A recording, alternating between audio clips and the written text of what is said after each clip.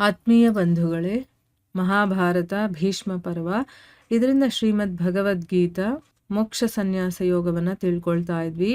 ಓದ ಭಾಗದಲ್ಲಿ ನಾವು 3 ರೀತಿಯ ಕರ್ಮಗಳು ಯಾವುದು, ಹೇಗಿರುತ್ತೆ, ಯಾರು ಮಾಡ್ತಾರೆ ಅನ್ನೋದನ್ನ ತಿಳ್ಕೊಂಡ್ವಿ. ಮತ್ತು 3 ಗುಣಗಳುಳ್ಳಂಥವನನ್ನು ಯಾರನ್ನ ಸಾತ್ವಿಕ, ಯಾರನ್ನ ರಾಜಸಿಕ, ತಾಮಸಿಕ ಅಂತ ಕರೀತಾರೆ, ಅದರ ಬಗ್ಗೆನೂ ತಿಳ್ಕೊಂಡ್ವಿ.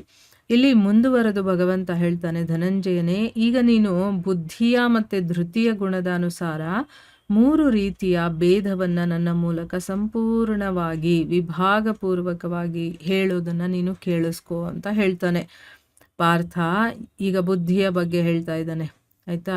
ಯಾವ ಬುದ್ಧಿ ಪ್ರವೃತ್ತಿ ಮಾರ್ಗ ಮತ್ತು ನಿವೃತ್ತಿ ಮಾರ್ಗವನ್ನು, ಕರ್ತವ್ಯ ಮತ್ತು ಅಕರ್ತವ್ಯವನ್ನು, ಭಯ ಮತ್ತು ಅಭಯವನ್ನು, ಬಂಧನ ಮತ್ತು ಮೋಕ್ಷವನ್ನು ಯಥಾರ್ಥವಾಗಿ ತಿಳ್ಕೊಳ್ಳುತ್ತೋ, ನೋಡಿ ವಿಪರೀತವಾಗಿರುವಂಥದ್ದು. ಕರ್ತವ್ಯ ಅಂದರೆ ನಾವು ಏನು ಮಾಡಬೇಕು, ಅದು ನಮ್ಮ ಕರ್ತವ್ಯಗಳಿರುತ್ತಲ್ಲ ಅದನ್ನು ಮಾಡೋದು, ಮಾಡದೇ ಇರೋದನ್ನ ಅಕರ್ತವ್ಯ ಅಂತ ಹೇಳೋದು. ಭಯ ಮತ್ತು ಅಭಯ, ಈ ರೀತಿ ದ್ವಂದ್ವಗಳು ಅಂತ ಹೇಳ್ತೀವಲ್ವ, ಆ ರೀತಿಯನ್ನು ಯಥಾರ್ಥವಾಗಿ ತಿಳ್ಕೊಳ್ತಾನೋ, ಯಾವುದು ನನಗೆ ಬಂಧನ, ಯಾವುದು ನನಗೆ ಮೋಕ್ಷವನ್ನು ಕೊಡುತ್ತೆ, ಯಾವುದು ಭಯ, ಯಾವುದು ಅಭಯ ಅನ್ನೋದನ್ನು ಅದು ಹೇಗಿದೆಯೋ ಹಾಗೆ, ಯಥಾರ್ಥ ಅಂತಂದರೆ ಹೇಗಿದೆಯೋ ಹಾಗೆ ತಿಳ್ಕೊಳ್ತಾನೋ ಅಂಥ ಬುದ್ಧಿ ಇದೆಯಲ್ಲ, ಅದು ಸಾತ್ವಿಕವಾಗಿರುವಂಥದ್ದು. ಇದೇನಿದು ಎಲ್ಲ ಒಂದೇ ಅಲ್ವಾ, ನಾವು ಭಯವನ್ನು ಭಯ ಅಂತಲೇ ತಿಳ್ಕೊಳ್ತೀವಲ್ವಾ ಅಂತಂದರೆ ಇಲ್ಲ.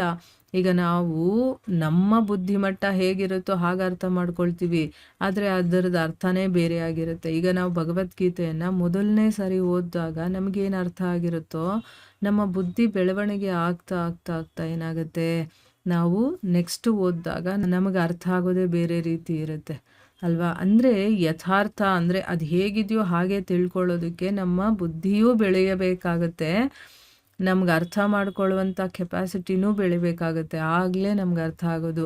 ಸೊ ಯಾವಾಗ ಈ ವಿಷಯಗಳನ್ನು ಮತ್ತೆ ಕೇಳ್ತಾ ಕೇಳ್ತಾ ಕೇಳ್ತಾ ಇರ್ತೀವೋ, ನಮ್ಮಲ್ಲಿ ಬುದ್ಧಿಯ ಬೆಳವಣಿಗೆ ಆಗ್ತಾ ನಮಗೆ ಅರ್ಥ ಆಗುವಂಥ ಒಂದು ಕೆಪಾಸಿಟಿ ಇದೆಯಲ್ಲ, ಅದನ್ನು ಬೆಳೀತಾ ಇರುತ್ತೆ. ಆಮೇಲೆ ನಮಗೆ ವಿವೇಕ ಅನ್ನೋದು ಜಾಗೃತವಾಗುತ್ತೆ. ಅದಕ್ಕೆ ಇಲ್ಲಿ ಹೇಳ್ತಾ ಇರೋದು ಬುದ್ಧಿಮಟ್ಟ ಅಂತ ಹೇಳ್ತೀವಿ, ಆಯಿತಾ. ನಮಗೆ ಅರ್ಥ ಮಾಡ್ಕೊಳ್ಳೋ ಬುದ್ಧಿ ಹೇಗಿರುತ್ತೋ ಹಾಗೆ ಅರ್ಥ ಮಾಡ್ಕೊಳ್ತೀವಿ ನಾವು. ಅದಕ್ಕೆ ಇಲ್ಲಿ ಹೇಳ್ತಾ ಇರೋದು ಯಾವುದು ಪ್ರವೃತ್ತಿ, ಯಾವುದು ನಿವೃತ್ತಿ, ಕರ್ತವ್ಯ ಅಂದ್ರೇನು, ಅಕರ್ತವ್ಯ ಅಂತಂದ್ರೇನು, ಬಂಧನ ಅಂದ್ರೇನು, ಮೋಕ್ಷ ಅಂತಂದ್ರೇನು, ಇದನ್ನೆಲ್ಲ ಯಥಾರ್ಥವಾಗಿ ಯಾರು ತಿಳ್ಕೊಳ್ತಾನೋ ಆ ಬುದ್ಧಿ ಸಾತ್ವಿಕವಾಗಿರುವಂಥದ್ದು ಅಂತ ಹೇಳ್ತಾ ಇದ್ದಾನೆ. ಮುಂದೆ ಹೇಳ್ತಾನೆ, ಪಾರ್ಥ, ಮನುಷ್ಯ ಯಾವ ಬುದ್ಧಿಯ ಮೂಲಕ ಧರ್ಮ ಮತ್ತು ಅಧರ್ಮವನ್ನು, ಕರ್ತವ್ಯ ಮತ್ತು ಅಕರ್ತವ್ಯವನ್ನು ಯಥಾರ್ಥವಾಗಿ ತಿಳ್ಕೊಳ್ಳೋದಿಲ್ವೋ, ಅಲ್ಲಿ ಏನಿದೆಯೋ ಆ ರೀತಿ ತಿಳ್ಕೊಳ್ಳೋದಿಲ್ವೋ ಅಂಥ ಬುದ್ಧಿ ರಾಜಸಿಕವಾಗಿರುವಂಥದ್ದು. ಇನ್ನೂ ಮುಂದುವರೆದು ಹೇಳ್ತಾನೆ, ಅರ್ಜುನ, ಯಾವ ಬುದ್ಧಿ ತಮೋಗುಣದಿಂದ ತುಂಬಿರುತ್ತೋ ಅದು ಅಧರ್ಮವನ್ನು ಇದು ಧರ್ಮ ಅಂತ ತಿಳ್ಕೊಳ್ಳುತ್ತೆ. ಮತ್ತು ಇದೇ ರೀತಿ ಬೇರೆ ಪದಾರ್ಥಗಳನ್ನು ಕೂಡ ಅದರ ವಿಪರೀತವಾಗಿ ತಿಳ್ಕೊಳ್ಳುತ್ತೋ ಆ ಬುದ್ಧಿ ತಾಮಸಿಕವಾಗಿರುವಂಥದ್ದು. ನೋಡಿ, ಈ ರೀತಿ ಎಲ್ಲ ಯೋಚನೆ ಮಾಡುವಂಥವ್ರನ್ನ ನಾವು ನೋಡಿರ್ತೀವಿ, ನಮಗೆ ಗೊತ್ತಿರುತ್ತೆ ಅದು. ಇದು ಕರೆಕ್ಟಾಗಿ ನಾವು ಅರ್ಥ ಮಾಡ್ಕೊಂಡಿರೋರು ಯಾರಾದರೂ ಇರ್ತಾರಲ್ಲ, ಅವ್ರು ಇದನ್ನು ಹೇಳ್ತಾ ಇದ್ರೂ ಕೂಡ ನಾವು ಅದನ್ನು ನಂಬೋದಿಲ್ಲ. ಇಲ್ಲ, ಇದು ಹೀಗಲ್ಲ, ಇದು ಹಾಗೆ ಅಂತ ಹೇಳ್ತೀವಿ ಅಲ್ವಾ. ಈಗ ಎಕ್ಸಾಂಪಲ್ಗೆ ನಾನು ಹೇಳ್ತೀನಿ, ಅಹಿಂಸೆಯನ್ನು ಮಾಡಬಾರ್ದು ಅಂತ ಧರ್ಮಗ್ರಂಥಗಳಲ್ಲಿ ಇರುತ್ತೆ. ಅಹಿಂಸೆ ಅಂತಂದ್ರೇನು, ಬೇರೆ ಪ್ರಾಣಿಗಳನ್ನು ಕೊಲ್ಲಬಾರ್ದು ಅಥವಾ ಬೇರೆ ಜೀವಿಗಳನ್ನು ನಾವು ತೊಂದರೆ ಕೊಡಬಾರ್ದು ಅಂತ ಹೇಳಿದಾಗ ಮಾನಸಿಕವಾಗಿ ಮತ್ತು ಕಾರ್ಯರೂಪದಲ್ಲಾದರೂ ಆಗಿರಬಹುದು, 2 ರೀತಿಯಲ್ಲೂ ಕೊಡಬಾರ್ದು. ಇದನ್ನು ಹೇಳಿದಾಗ ಅದನ್ನು ಒಪ್ಕೊಳ್ಳೋದಿಲ್ಲ ಕೆಲವರು. ಇಲ್ಲ ಅಹಿಂಸೆ ಅಂತಂದ್ರೆ ಏನು, ಪ್ರಾಣಿಗಳನ್ನು ಮಾತ್ರ ಕೊಲ್ಲಬಾರದು ಅಂತಂದ್ಬಿಟ್ಟು ಅವ್ರು ಯೋಚನೆ ಮಾಡ್ತಾರೆ, ಆಯಿತಾ. ಆ ರೀತಿ ಶಾಸ್ತ್ರಗಳಲ್ಲಿ ಏನು ವಾಕ್ಯಗಳಿರುತ್ತೋ ಅದನ್ನು ತಮ್ಮದೇ ಆದ ರೀತಿಯಲ್ಲಿ ಅರ್ಥೈಸ್ಕೊಳ್ತಾರೆ.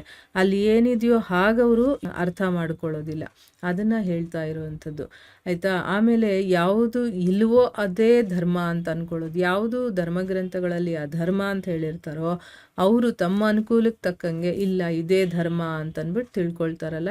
ಈ ರೀತಿ ಅಂದರೆ ಯಾವ ವಿಷಯ ಆಗಿರ್ಬೋದು, ಪದಾರ್ಥಗಳಾಗಿರ್ಬೋದು, ಘಟನೆಗಳಾಗಿರ್ಬೋದು, ತಿಳ್ಕೊಬಹುದು.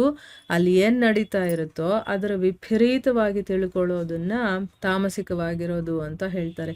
ನೋಡಿ, ಈ ರೀತಿ ಎಲ್ಲ ನಾವು ಯೋಚನೆ ಮಾಡ್ತಾ ಇರ್ತೀವಲ್ವಾ, ನಾವು ಅವಾಗ ಅರ್ಥ ಮಾಡ್ಕೋಬೇಕು, ಇಲ್ಲಿ ಯಾವ ರೀತಿಯ ಯೋಚನೆಯನ್ನು ನಾನು ಮಾಡ್ತೀನಿ, ನಾನು ಯಾವ ಮಟ್ಟದಲ್ಲಿದ್ದೀನಿ, ಇನ್ನೂ ತಾಮಸಿಕದಲ್ಲಿದ್ದೀನಾ, ರಾಜಸಿಕದಲ್ಲಿದ್ದೀನಾ, ಅಥವಾ ನಾನು ಸಾತ್ವಿಕಕ್ಕೆ ಹೋಗಿದ್ದೀನಾ ಇಲ್ವಾ ಅಂತ ಅಂದ್ಬಿಟ್ಟು ಚೆಕ್ ಮಾಡ್ಕೋಬೇಕಿಲ್ಲಿ, ಆಯಿತಾ. ಇಲ್ಲ ಅಂತಂದರೆ ಅದನ್ನು ಹೇಗೆ ನಾವು ಸರಿ ಮಾಡ್ಕೋಬೇಕು ಅನ್ನೋದನ್ನು ಕೂಡ ಯೋಚನೆ ಮಾಡಬೇಕು.